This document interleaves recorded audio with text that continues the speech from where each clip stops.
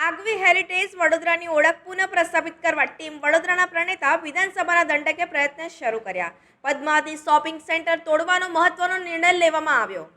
સમાચાર સામે આવે છે કે વડોદરાના સુસાગરથી લઈને 4 દરવાજા વિસ્તારની આગવી ઓળખ હતી અને હેરિટેજ વડોદરાની પુનઃ ઓળખ થાય તે માટે તજજ્ઞોની સાથે પરિસંવાદ યોજીને વિધાનસભાના દંડક બાળુ શુક્લા અને તજજ્ઞોએ હેરિટેજ વોક કરીને સમગ્ર પ્રોજેક્ટની ચર્ચા કરી હતી, જેમાં નડતરરૂપ વર્ષો જૂની જર્જરિત થઈ ગયેલી પદ્માવતી શોપિંગ સેન્ટર હટાવવામાં આવે તેવા સૂચનો પણ થયા હતા. જે બાદ તાજેતરમાં વિધાનસભાના દંડકે પદ્માવતી શોપિંગ સેન્ટરના વેપારીઓ સાથે એક સંયુક્ત બેઠક યોજી હતી અને તમામ વેપારીઓને વૈકલ્પિક જગ્યા આપવાની ખાતરી આપી હતી.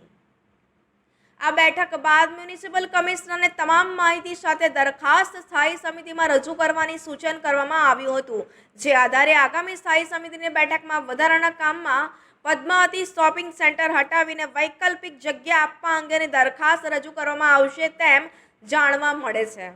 નવી જગ્યાનું બાંધકામ થાય તે પૂર્વે પદ્માવતી શોપિંગ સેન્ટર તોડી નાખ્યા પછીના જે સમયમાં વેપારીઓને મુશ્કેલી પડે નહીં અને વેપાર ધંધા વ્યવસ્થિત રીતે ચાલુ રહે તે માટે હંગામી ધોરણે પતરાના શેડ લગાવીને વેપારીઓને કોર્પોરેશન મદદરૂપ બનશે તેમ પણ જાણવા મળે છે.